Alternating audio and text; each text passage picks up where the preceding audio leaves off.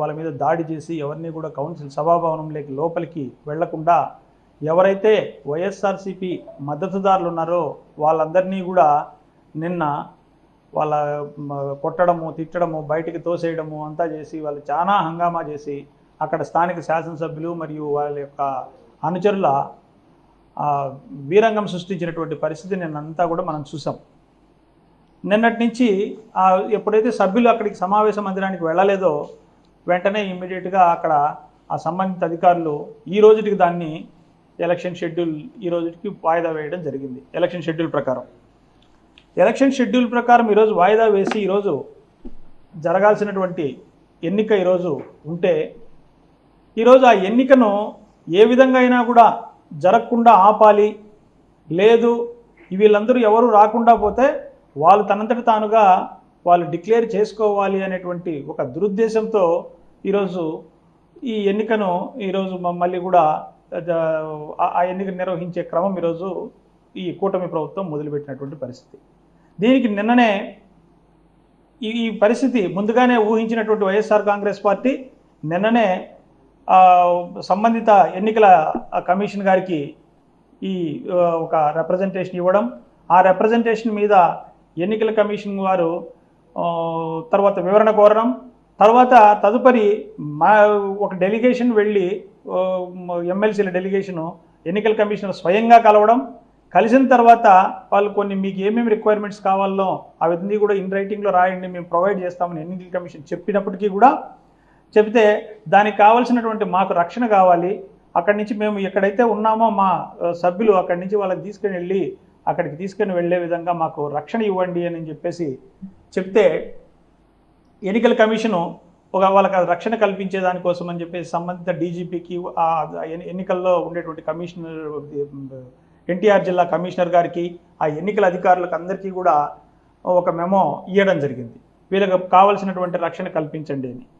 నిన్న ఈవినింగే ఎక్కడ ఉన్నారు, ఎక్కడికి పోవాలనేటువంటి పూర్తి వివరాలతో కూడినటువంటి ఒక 3వ రిప్రజెంటేషన్ కూడా నిన్న ఈవినింగ్ సాయంత్రం ఇవ్వడం జరిగింది ఎన్నికల కమిషన్కు. ఎన్నికల కమిషన్ దాన్ని అన్ని సంబంధిత అధికారులకు అందరికీ కూడా పంపించడం జరిగింది. పంపించినప్పటికీ కూడా ఎక్కడైతే నిన్న జరిగినటువంటి సంఘటనలో భయభ్రాంతులకు గురైనటువంటి కౌన్సిలర్లు అందరూ కూడా రామవరప్పాడులో ఉన్నటువంటి విజయవాడ పట్టణంలో ఉన్న రామవరప్పాడులో ఒక హోటల్లో తలదాచుకొని ఉంటే వాళ్ళకి అక్కడి నుంచి రక్షణ కల్పించండి అని చెప్తే రక్షణ ఇవ్వనటువంటి పరిస్థితి. ఒక కౌన్సిలర్ ఏమో ఆ తిరువూరులోనే స్థానికంగా ఉంటే ఆమెను కిడ్నాప్ చేయడానికి ప్రయత్నిస్తే ఆమె వెళ్ళి అక్కడ మాజీ శాసనసభ్యులైనటువంటి స్వామిదాస్ గారి ఇంట్లో ఆమె తలదాచుకోవడం జరిగింది. అలాంటి భయంకరమైనటువంటి పరిస్థితులను క్రియేట్ చేస్తే వెంటనే ఎలక్షన్ కమిషన్ ఉత్తర్వులను కూడా బేఖాతరు చేస్తాననేటువంటి క్రమంలో కోర్టును ఆశ్రయించడం జరిగింది.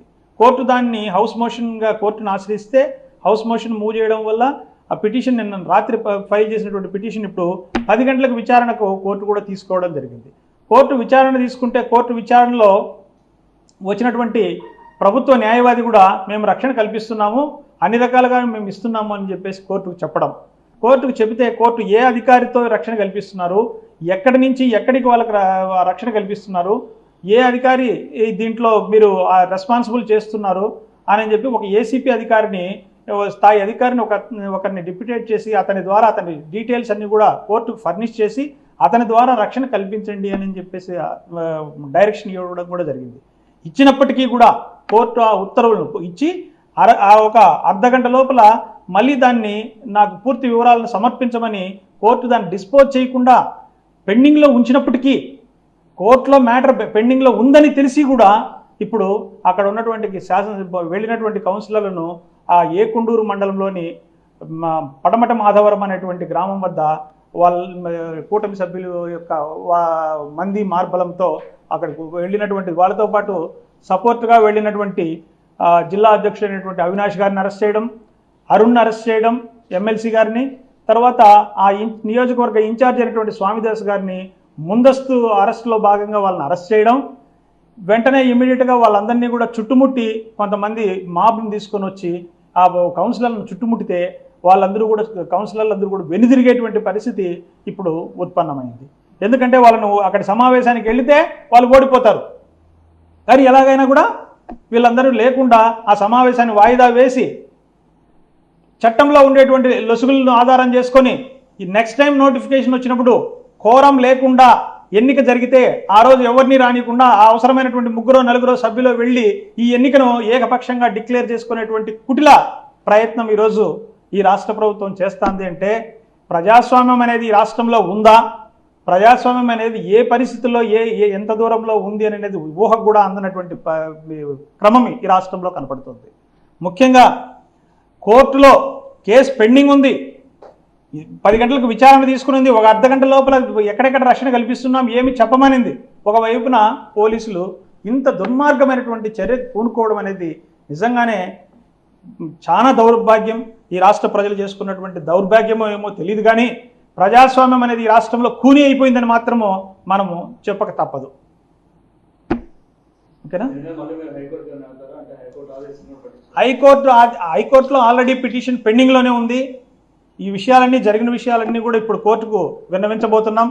కోర్టు వారు దీని మీద ఖచ్చితంగా చట్టపరమైనటువంటి చర్యలు తీసుకునేటువంటి పరిస్థితి, సంబంధిత అధికారులను అయితే మాత్రం చట్ట ప్రకారం అన్ని చర్యలు తీసుకుంటుంది కూడా.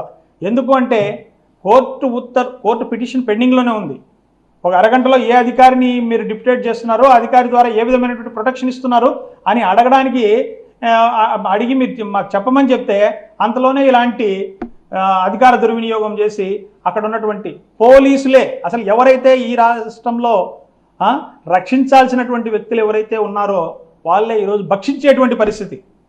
నిన్న మనం చూసాం లైవ్లోనే అంతా కూడా ఒక కార్పొరేటర్ను తన అందరూ ఉండంగానే ఆమెను కార్పొరేటర్ని బలవంతంగా తీసుకొని పోవడానికి ప్రయత్నం చేయడం, ఆమెను తీసుకొని పోవడం, లేదంటే నీ భర్త మీద కేసు పెడతామని చెప్పడం, లేదంటే మీ బంధువుల మీద కేసు పెడతాం, అడ్డుకుంటే మీ బంధువుల మీద కేసు పెడతామని చెప్పడం లైవ్లో మనం ప్రత్యక్షంగా కూడా అన్ని టీవీ ఛానల్స్ కూడా కవర్ చేసినాయి, మనం ప్రత్యక్షంగా చూసినటువంటి పరిస్థితి. ఇంత దుర్మార్గమైనటువంటి పరిస్థితి రాష్ట్రంలో ఎప్పుడూ కూడా చూడని పరిస్థితి ఈరోజు ఈ ఉప ఎన్నిక సందర్భంగా చూడాల్సినటువంటి పరిస్థితి మనకు వచ్చింది. కౌన్సిలర్ను అడ్డుకున్నారు. కౌన్సిలర్ను మాధవరం అనేటువంటి విలేజ్ పక్కన ఉన్నటువంటి రోడ్లో కౌన్సిలర్ను వెళ్ళినటువంటి నాయకులను అయితే పోలీసులు మిమ్మల్ని అరెస్ట్ చేస్తున్నాం, మీరు ముందస్తు అరెస్టులో భాగంగా మీరు అరెస్టుకు సహకరించమని చెప్పేసి వాళ్ళని అడుగుతున్నారు. వాళ్ళ చుట్టూ కూడా పోలీసులు మరియు అక్కడ ఉన్నటువంటి వాళ్ళ అనుచరులు మోహరించినటువంటి పరిస్థితి. ఇంకా మా మీద ఎక్కడ దాడి చేస్తారో అనేటువంటి పరిస్థితుల్లో వాళ్ళు అక్కడ ఉన్నారు. మరి పోలీసులు రక్షణ కల్పిస్తే వెంటనే పోయి ఈరోజు సభాభవనం లేకపోయి వాళ్ళు ఈరోజు సమావేశంలో పాల్గొనేటువంటి పరిస్థితి ఉంది. ఒకవేళ పోలీసులు ఏ విధమైనటువంటి రక్షణ కల్పించకపోతే అక్కడికి పోయి వాళ్ళు దెబ్బలు తిని లేదంటే ప్రాణాలు పోగొట్టుకోవాల్సినటువంటి పరిస్థితి లేదు. కాబట్టి వెనుదిరగనైనా వెనుదిరగవచ్చు.